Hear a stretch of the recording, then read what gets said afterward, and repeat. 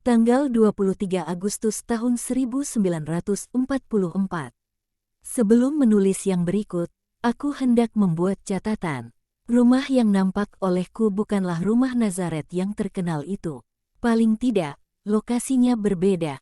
Juga kebun buah-buahannya lebih luas dan di sekelilingnya terlihat padang-padang, tidak banyak, tapi ada.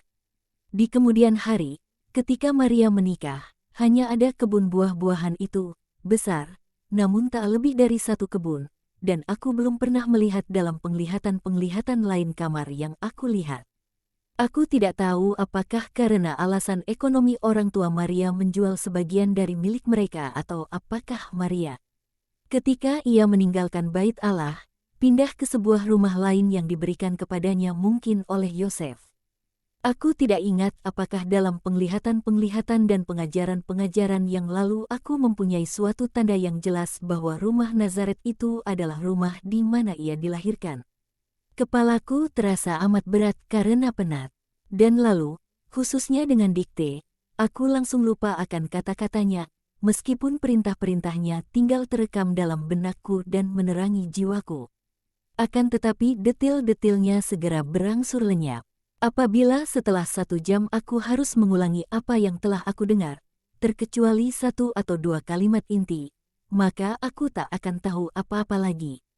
Sebaliknya, penglihatan-penglihatan tetap jelas dalam benakku sebab aku menyaksikannya sendiri.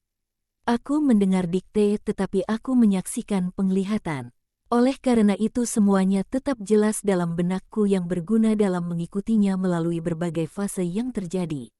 Aku berharap akan ada suatu pernyataan mengenai penglihatan kemarin.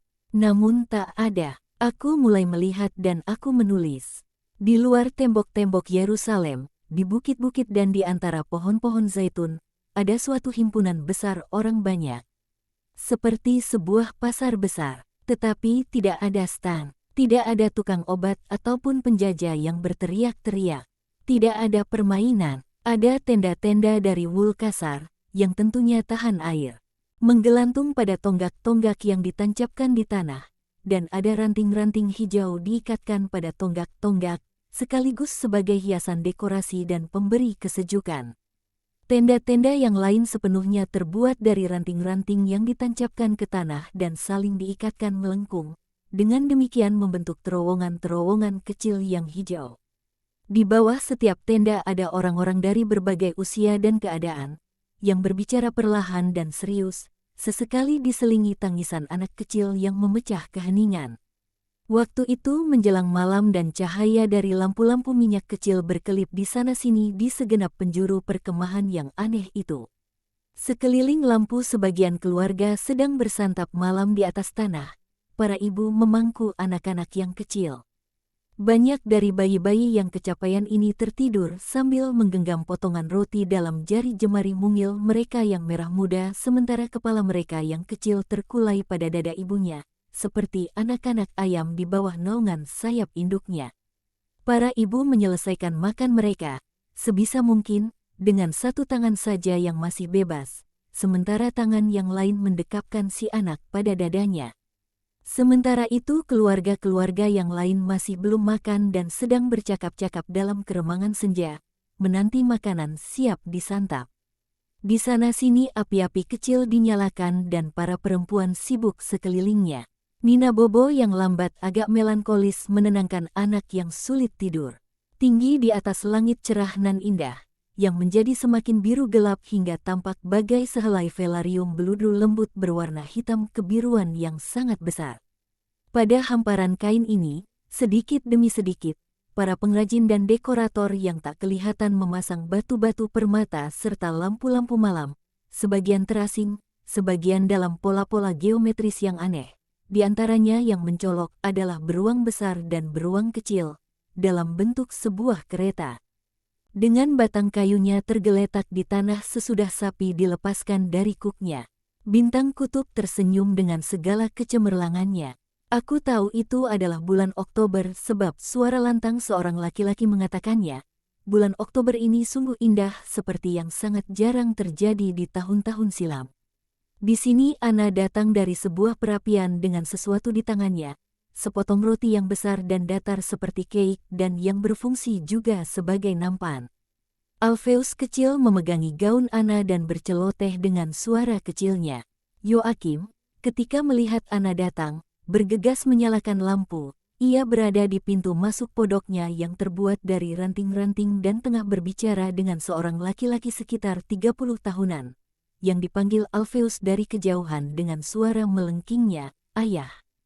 Anna berjalan anggun menyusuri barisan-barisan pondok.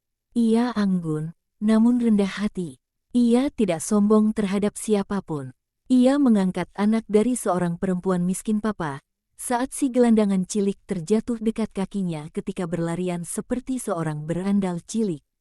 Karena wajahnya menjadi kotor dan dia menangis, Anna membersihkannya, menghiburnya dan menyerahkannya kepada ibunya yang berlari datang kepada mereka dan memohon maaf. Anna berkata kepadanya, "Oh, tidak apa-apa, aku senang dia tidak terluka. Dia seorang anak yang manis." "Umur berapakah dia?" "3 tahun. Dia anak kedua termuda dan aku menantikan kelahiran anak yang lain dalam waktu dekat. Aku punya 6 anak laki-laki. Sekarang aku ingin punya anak perempuan." "Seorang anak perempuan sungguh berarti bagi ibunya. Yang Maha Tinggi telah sangat menghiburmu, perempuan," desah Anna. Perempuan itu melanjutkan, "Ya, aku miskin. Namun anak-anak adalah sukacita kami dan anak-anak yang lebih besar sudah bisa membantu bekerja." Dan, Nyonya, nyata sekali bahwa Anna memiliki status sosial yang lebih tinggi dan perempuan itu mengetahuinya. "Berapakah anakmu?" "Tidak punya, tidak punya." "Bukankah ini anakmu?" "Bukan, dia itu anak seorang tetangga yang sangat baik. Dialah penghiburanku." "Apakah anakmu mati atau?" "Aku belum pernah punya anak." "Oh." Perempuan miskin itu memandang Anna dengan iba. Anna mengucapkan selamat tinggal kepadanya, menghela napas yang sangat panjang, dan pergi menuju podoknya. "Aku telah membuatmu menunggu, Yoakim." "Aku tertahan oleh seorang perempuan miskin, ibu dari 6 orang anak laki-laki. Bayangkan." Dan dia menantikan kelahiran seorang anak lainnya dalam waktu dekat.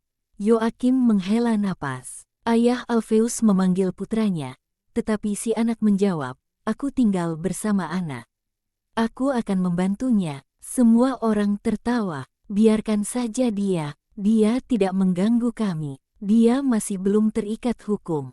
Di sana atau di sini dia hanyalah seekor burung kecil yang makan," kata Anna. Dan Anna duduk dengan kanak-kanak itu dalam pangkuannya dan memberinya kue dan, aku pikir, ikan bakar.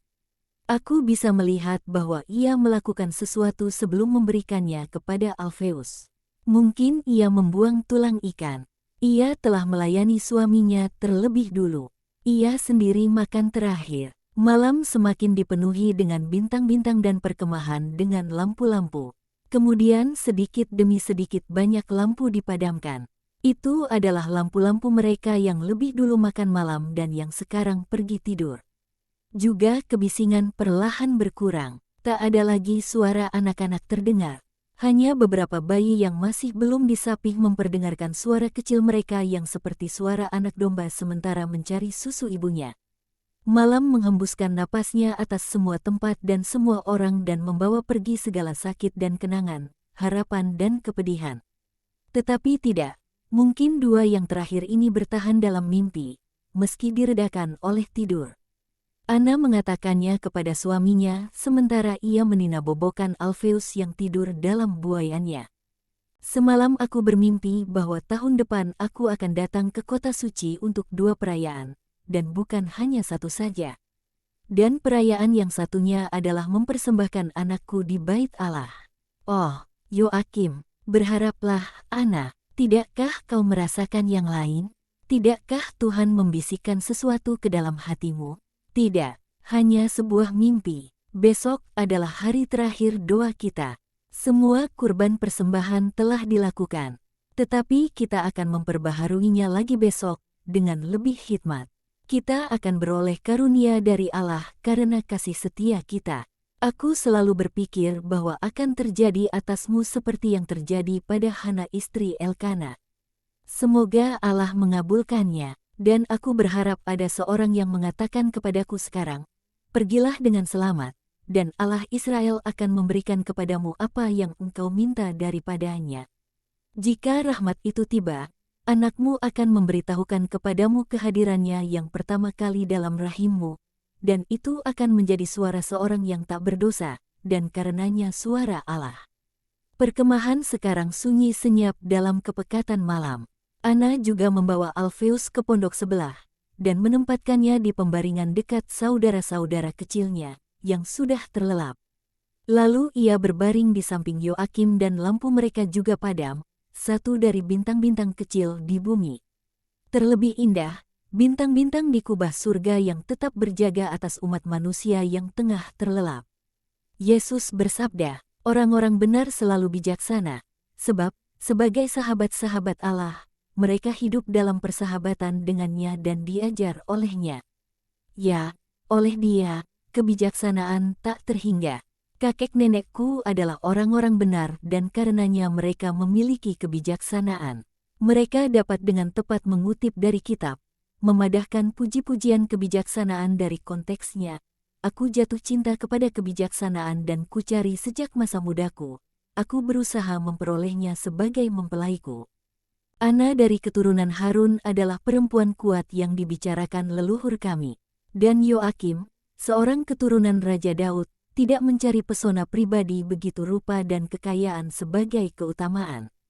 Ana memiliki keutamaan yang besar. Semua sifat-sifat kudus menyatu bagai rangkaian bebungaan dan harum mewangi menjadi sesuatu yang indah yang adalah keutamaan luar biasa ini. Sebuah keutamaan sejati, yang layak dihaturkan di hadapan tahta Allah. Yoakim, karenanya, menikahi kebijaksanaan 2 kali. Dengan mengasihinya lebih dari perempuan lain, kebijaksanaan Allah yang tinggal dalam hati seorang perempuan benar. Ana dari keturunan Harun tidaklah mencari yang lain selain dari mempersatukan hidupnya dengan laki-laki yang tulus hati itu, yakin bahwa kebahagiaan keluarga bergantung pada ketulusan hati. Dan untuk menjadi perwujudan dari perempuan yang kuat, kekurangannya hanyalah ia tak memiliki mahkota anak-anak, kebanggaan dari perempuan yang menikah, pengesahan dari sebuah perkawinan. Seperti yang dikatakan Salomo, mengenai kebahagiaannya ia tak memiliki anak-anak, bunga-bunga dari sebuah pohon yang telah menjadi satu dengan pohon sebelahnya dan karenanya menghasilkan berlimpah buah baru, di mana kedua kualitas baik bercampur menjadi satu. Sebab ia tiada pernah mengalami kekecewaan apapun perihal suaminya. Meski ia sekarang memasuki usia tua dan telah menjadi istri Yoakim selama bertahun-tahun, namun bagi Yoakim ia selalu menjadi mempelai dari masa mudanya, sukacitanya. Rusa betina terkasih, anak rusa gemulai, yang belayannya selalu membawa pesona segar dari malam pertama pengantin, dan yang secara manis memikat kasihnya, menjaganya sesegar sekuntum bunga berteteskan embun pagi, dan berkobar bagai api yang terus menyala. Karena itu, dalam kesedihan mereka, keadaan mereka yang tak memiliki anak, mereka saling mengucapkan kata-kata penghiburan dalam pikiran dan penderitaan mereka.